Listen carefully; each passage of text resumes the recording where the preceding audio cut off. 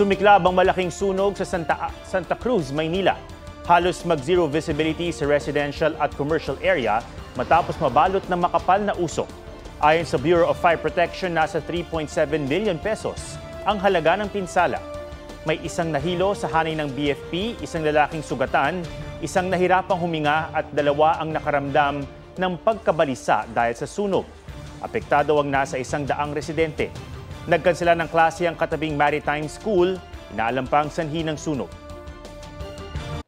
Mga kapuso, alamin ang State of the Nation. Mag-subscribe sa GMA Integrated News sa YouTube. Sa ating mga kapuso abroad, samahan niyo kami sa GMA Pinoy TV at sa www.gmanews.tv.